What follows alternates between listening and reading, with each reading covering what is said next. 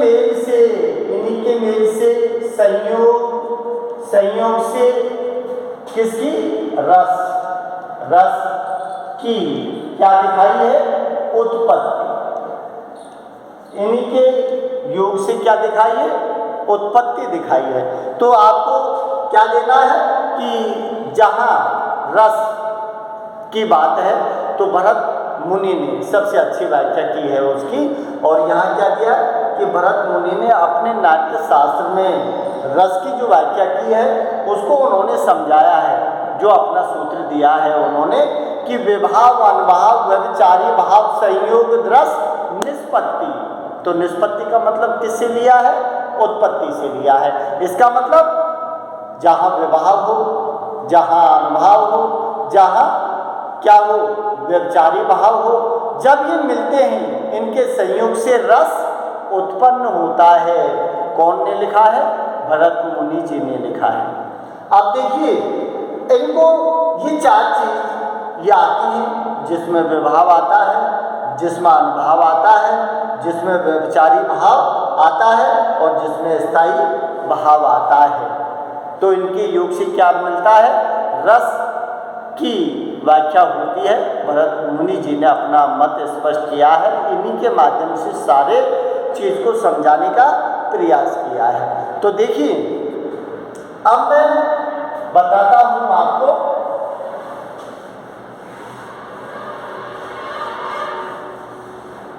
अब देखिए क्या दिया है। अब बात आती है अपने कि क्या दिया है? रस क्या है? रस के क्या दिया है? प्रमुख अवयव। अवयव का मतलब अंग से है। अवयव का मतलब किससे है? अंग से है। इसका मतलब है कि रस के प्रमुख अवयव कौन कौन से हैं? रस के प्रमुख अवयव कौन कौन से हैं? सर कभी कभार अवयव के क्वेश्चन को पूछ लेता है कि रस के प्रमुख अवयव कौन कौन से हैं, स्पष्ट कीजिए। तो अवयव आए, अवयव की जगह अंग आए तो बात एक ही है, घबराना नहीं है। क्योंकि बचपन में आपने पढ़ा होगा शरीर के अंगों का नाम, जिसमें एक शब्द लिखा है अवयव, शरीर के अवयव। तो अवयव मीन्स अंग होता है, क्योंकि अवयव अंगों से मिलके ही तो शरीर बनता है। तो फिर ये क्या है? ये काव्यशास्त्र के अंग हैं जिनसे मिलके काव्य बनता है। तो फिर रस, अब देखिए कि रस के प्रमुख अवयव कौन कौन से हैं। अब थोड़ा सा ध्यान दो तो देखिए इसको हम कितने अभी जो आपने पढ़ा है, जो भरत मुनि जी का जो सूत्र है ना, जिसका स्पष्टीकरण किया है, वही चीज अंग है, ध्यान रखना। तो यहाँ क्या दिया है? तो पहली जो चीज है वो आपकी क्या है? विभाव। पहली चीज आपकी क्या है? विभाव है। और दूसरी चीज आपकी क्या है? दूसरी चीज आपकी क्या है? अनुभाव। क्या दिया है? अनुभाव। और तीसरी चीज क्या है? जिसको अपन क्या कहा है? व्यभिचारी। व्यभिचारी का मतलब है जिनको कहते हैं संचारी भाव। संचारी भाव बोलो, व्यभिचारी भाव बोलो, बात वही है। अब देखिए चौथी चीज क्या आती है? जो आती है आपके स्थायी भाव। ये चार चीज हैं आपके जिन किसमें आती हैं? रस के प्रमुख अवयवों में आती हैं, जिनको क्या बोलते हैं? जिनको क्या दिया है कि रस के प्रमुख अवयव कौन कौन से? तो पहला विभाव हो गया, दूसरा अनुभाव हो गया, तीसरा व्यभिचारी भाव बोलो, संचारी भाव बोलो, उतने। तो देखिए विभावों की संख्या कितनी है? 2। अनुभावों की संख्या कितनी है? 4। संचारी भावों की संख्या कितनी है? 33। और स्थायी भावों की संख्या कितनी है? जो आपके टोटल कितने रस हैं? 11। जितने रस होंगे उतने ही उनके स्थायी भाव होंगे, एक भी कम नहीं होगा। तो ये क्या है? विभाव।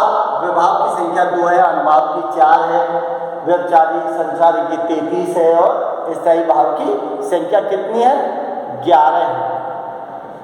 अब देखिए यहाँ इसके बाद फिर विभाव का बंटवारा किया है। विभाव का बंटवारा किया है, तो विभाव में फिर कौन कौन सी चीज है? और अनुभाव जो है उसका भी बंटवारा किया है। तो इसमें कौन कौन सी चीज है? इसमें ये 4 हो गए और ये 2 हो गए। ठीक है, तो देखिए क्या दिया है इसमें। पहला दिया है आलंबन और इसमें क्या दिया है? उद्दीपन। आलंबन और उद्दीपन विभाव। अनुभाव क्या है? अनुभाव में कितनी चीज आती हैं? जिसमें दिया है पहला कि कायिक, एक दिया है वाचिक और एक दिया है आहर्य और एक दिया है सात्विक। तो विभाव कितने हो गए? 2 में कौन है? आलंबन है, उद्दीपन है। अनुभाव में 4 हो गए। कायिक अनुभाव कितने प्रकार का दिखाया है? 4 प्रकार का, जिसमें कायिक है, वाचिक है, आर्य है और सात्विक है। अब सारी चीजों को मैं खोल के बताऊंगा आपको। अब ये जो संख्या है व्यभिचारी भाव, ये 33 है। 33 इसका मतलब जो मनोविकार हैं जितने, उनकी संख्या कितनी मानी है? 33। जो मन के अंदर जो विकार हैं, जो हमेशा व्यक्ति के खून में दौड़ते रहते हैं, संचरण करते रहते हैं, या फिर व्यभिचारी शब्द लगा है। तो व्यभिचारी क्यों लगा है? व्यभिचारी बोलते हैं जो कामुक प्रवृत्ति का आदमी होता है। व्यभिचारी शब्द क्यों लगाया है? क्योंकि जो व्यभिचारी है ना, वो कामुक प्रवृत्ति का होता है। और कामुक प्रवृत्ति का जो व्यक्ति है वो एक नायिका के पास नहीं, वो एक से अधिक 2, 4, 5, 6 नायिकाओं के साथ क्या करता है? रमण करता है। इसीलिए व्यभिचारी शब्द को यहाँ लिया है, क्योंकि व्यभिचारी का मतलब होता है रमण करना। यहाँ संचारी शब्द है संचरण करना, तो एक ही मतलब है दोनों का। तो यहाँ संख्या कितनी मानी है? जिसमें 33 मानी है, लेकिन आपसे 3300 की संख्या नहीं पूछता है। सिर्फ आगे भी आप कंपटीशन करोगे जब भी आपको उन 3300 के नामों में से अगर मान लीजिए पूछ लिया जाए कि ये क्या है, तो फिर आपको 33 नामों की जरूरत पड़ती है कि भाई ये कौन सा संचारी भाव है का शब्द है, या अनुभाव का है, या उसका। तो इसमें सिर्फ क्या है? संख्या का ज़्यादा महत्व होता है, जिसमें क्या है कि बहुत सारे आपने शब्द सुने हैं। ग्लानि है, गर्व है, मोह है, निगम, मद है, घमंड है, हर्ष है, विषाद है, त्रास है। तो ये ऐसे जो शब्द होते हैं वो सारे के सारे व्यभिचारी में आते हैं। और जो स्थायी भाव हैं वो 11 हैं। इसका मतलब जितने रस हैं उतने ही स्थायी भाव हैं। तो स्थायी भावों को जिसमें उदाहरण के लिए आपको जैसे श्रृंगार रस है, तो श्रृंगार रस का स्थायी भाव क्या हो गया? रति हो गया। ठीक है। करुण रस है, करुण का स्थायी भाव क्या हो गया? शोक हो गया। ठीक है। अद्भुत रस है, उसका स्थायी भाव क्या हो गया? विस्मय हो गया। ठीक है। तो इसी तरह से आपको सारे 11 रस, उनके स्थायी भाव जो है उन सबको मैं आपको नोट करवाऊंगा। लेकिन पहले अब अपन यहाँ से शुरुआत करते हैं। तो देखिए अब जो बात दी है आलंबन, सबसे पहले इसको समझिए। सबसे पहले किसको समझिए? विभाव। विभाव, विभाव का मतलब क्या होता है? यहाँ जैसे अपन कहते हैं विभाव। विभाव, विभाव का मतलब होता है कारण। विभाव का मतलब क्या होता है? कारण। इसका मतलब विभाव जब उत्पन्न होगा तो कोई न कोई कारण के बिना नहीं होगा, यह ध्यान रखना। विभाव कब उत्पन्न होता है? जब कोई न कोई कारण उत्पन्न होता है, जब विभाव उत्पन्न होता है। अब देखिए, जैसे इसमें दिया है कि विभाव कारण, जिसमें क्या दिया है कि जो स्थायी भाव होते हैं, जो क्या दिया है? स्थायी भावों को क्या दिया है? उद्बोधक, उद्बोधक करने वाले, करने वाले जो क्या होते हैं? कारण। जो स्थायी भाव हैं, स्थायी भाव का मतलब जो परमानेंट है हमारे अंदर, जो स्थायी रहते हैं, लेकिन वो रस के अनुकूल होकर उत्पन्न होते हैं, वैसे उत्पन्न नहीं होते। वो कब उत्पन्न होते हैं? जो हमारे अंदर 11 रस है ना, जैसा रस उत्पन्न होगा वो किसके आधार पर होगा? सामने जो कारण होगा उस कारण के आधार पर रस की उत्पत्ति होती है। क्या होती है? रस की उत्पत्ति। तो यहाँ क्या दिया है कि स्थायी भाव को उद्बोधक करने वाले क्या कहलाते हैं? स्थायी भाव को उद्बोधक करने वाले जो कारण हैं उनको क्या बोलते हैं? विभाव कहते हैं। इसका मतलब कि जो भाव की उत्पत्ति का विषय बनता है, क्या है कि भाव की उत्पत्ति का जो कारण है वही कारण कहलाता है, या जिसे अपन कहते हैं कि स्थायी भाव को उद्बोधक करने वाले जो हैं वो क्या कहलाते हैं? विभाव कहलाते हैं। इसका मतलब कि देखिए क्या दिया है। अब यहाँ विभाव जो है, विभाव कितने हैं? आलंबन है। अब आलंबन इसको भी दो तरीके से दिया है। आलंबन भी दो प्रकार का है। तो आलंबन दो प्रकार का कौन कौन सा दिया है? आलंबन दो प्रकार का दिया है। एक तो दिया है आश्रय, आश्रय आलंबन, और एक क्या दिया है? विषय आलंबन। विषय, आश्रय और विषय, ये क्या दिया है कि आश्रय विषय दिया है, और उद्दीपन ठीक उसी तरह से। तो देखिए ठीक उसी तरह से क्या दिया है कि उद्दीपन को भी दो तरह से बांटा है। उद्दीपन को भी दो तरह से बांटा है। तो उद्दीपन को दो तरह से, जिसमें क्या दिया है? पहले भी दिया है आलंबन की क्या है? चेष्टा है। आलंबन की क्या है? चेष्टा है। और दूसरी चीज क्या दी है? देशकाल। देशकाल, जिसमें या फिर कहते हैं अपन बाह्य वातावरण। क्या दिए हैं? बाह्य वातावरण। इनके ऊपर निर्भर होता है उद्दीपन का होना। किनके ऊपर निर्भर करता है?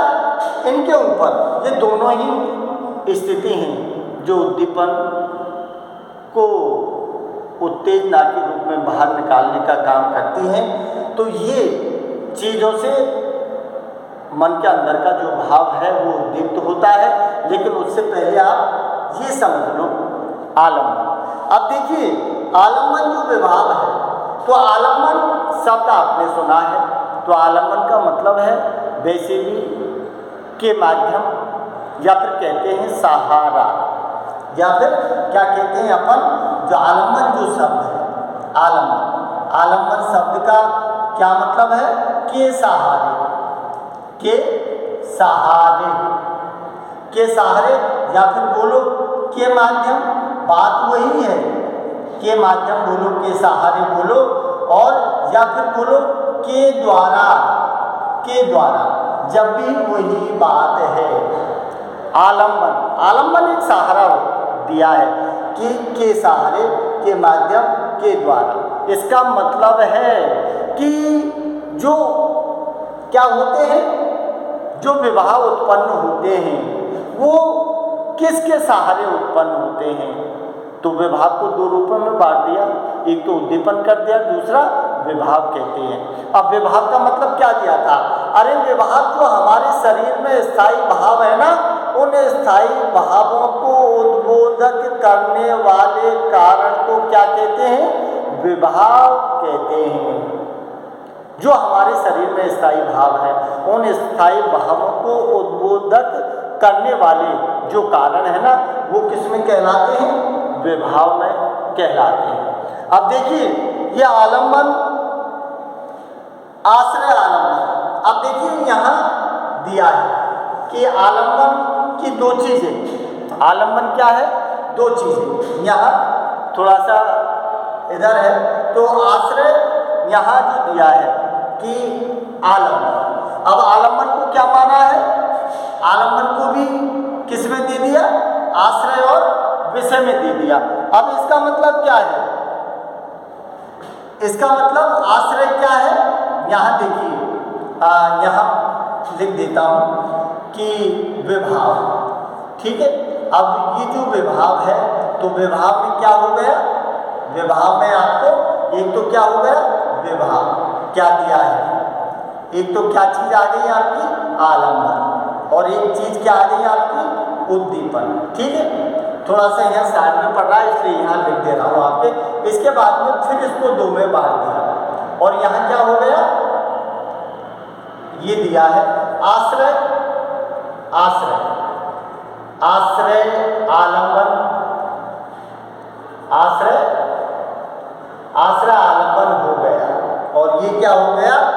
ये क्या दिया है? विषय। ये क्या हो गया? विषयालंबन हो गया। अब ये क्या है भाई? आलम्बन को दो रूप में बांटा है, तो आलम्बन को एक तो आश्रय में बांट दिया, आश्रय आलम्बन, और एक किस में बांट दिया? विषय आलम्बन। इसका मतलब है कि जिसमें क्या दिया है? जिसके मन में, ये क्या दिया है? जिसके मन में क्या दिया है? भाव जागे, भाव जागे।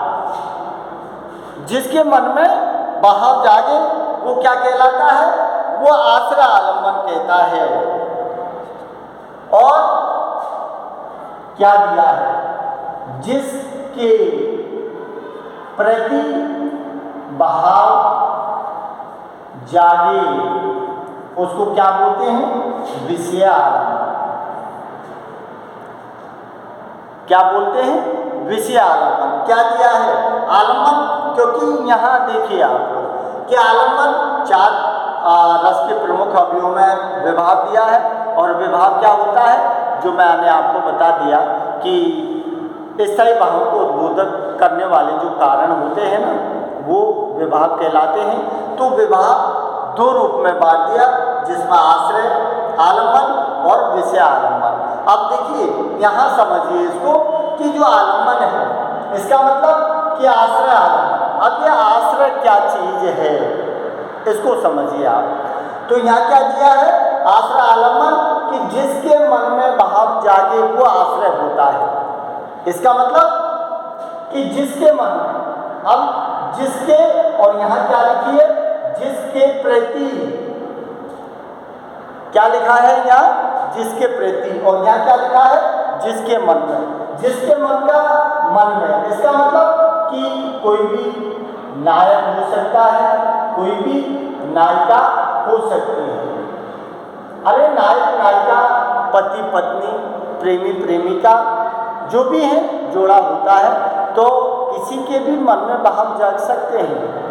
तो लेकिन जिसके मन में जागेंगे, जिसके मन में जागेंगे वही आश्रय आलम्बन कहलाएगा। ये ध्यान रखना, जिसके मन में जागेंगे ना वही आश्रय आलम्बन कहलाएगा। अब यहाँ जिसके मन में भाव जगे वो क्या होता है? आश्रय। आश्रय कौन है? ये आश्रय यहाँ कोई नायक हो सकता है। यहाँ क्या है? कोई नायक हो सकता है आश्रय। इसका मतलब है कि कोई भी नायिका को देख के जो उसके मन में भाव जागे हैं, तो जिसके मन में जागे हैं वो क्या कहलाएगा? वही आश्रय कहलाएगा। अब मैं इसको उदाहरण देकर बताऊंगा आपको कि जिसके मन में क्या दिया है कि आश्रय आलम्बन क्या होता है कि जिसके मन में भाव जागे वो आश्रय कहलाता है, और जिसके प्रति भाव जागे वो क्या कहलाता है? विषय आलम्बन। विषय आलम्बन का मतलब है कि जो आश्रय के मन में जो भाव जागा है उसका विषय क्या है, उसका कारण क्या है, बस यही चीज आपको समझनी है। तो यहाँ क्या दिया है कि जैसे देखिए उदाहरण देता हूं मैं आपको। जैसे आपने सुना है कि राम क्या दिया है कि यहाँ राम कहा जनक की क्या दिया है? पुष्प वाटिका। जनक की पुष्प वाटिका में कौन देखी है? सीता। यहां कौन देखी है राम ने? सीता। क्योंकि धनुष यज्ञ जब हो रहा था और अपने गुरु विश्वामित्र के साथ राम लक्ष्मण जी गए थे तो उस वाटिका में ठहरे थे, तो वहीं सीता भी गौरी पूजन के लिए आई थी। तो वहाँ जो गौरी पूजन हुआ था करने आई थी, तो उसकी रूप छवि को देख के मन में भाव उत्पन्न हो गया था। राम जी के मन में भाव उत्पन्न हो गया था उसकी रूप, उसकी छवि, सुंदरता को देखकर। तो यहाँ क्या हो गया? आश्रय ये राम है, तो ये राम क्या हो गया? ये आश्रय, ये नायक बन गया। ठीक है। अब क्या लिखा है? जिसके प्रति भाव जागे हैं, विषय आलम्बन। इसका मतलब किसके कारण, किसकी रूप छवि सुंदरता को देखकर राम के मन में भाव जागे हैं, तो विषय आलम्बन यहाँ क्या हो गई? यहाँ विषय जो आलम्बन है, ये विषय आलम्बन कौन हो गई? सीता। यहाँ विषय आलम्बन कौन हो गई? सीता। और यहाँ आश्रय कौन हो गया? नायक राम। क्योंकि पुष्प वाटिका में रुके हैं तो सीता की रूप सुंदरता को देखकर राम के मन में विषय कारण क्या है? राम, सीता की जो सुंदर रूप छवि है वही कारण है। उसी के कारण राम जी के मन में भाव उत्पन्न हुआ है। ठीक है। तो ये क्या है कि ये आलम्बन दो प्रकार का है, और जिस आलम्बन में क्या है? आश्रय आलम्बन बोलते हैं और विषय आलम्बन होते हैं, जो आपको मैंने ये समझा दिए हैं। अब देखिए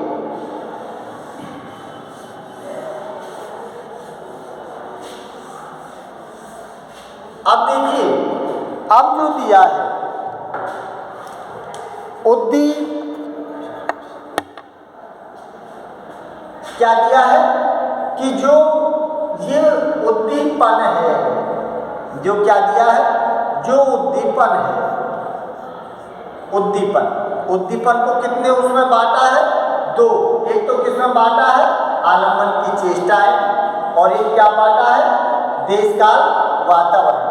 जिस प्रकार विभाग दो प्रकार का था, आश्रय आलम्बन और विषय आलम्बन, ठीक उसी प्रकार उद्दीपन भी कितने प्रकार का है?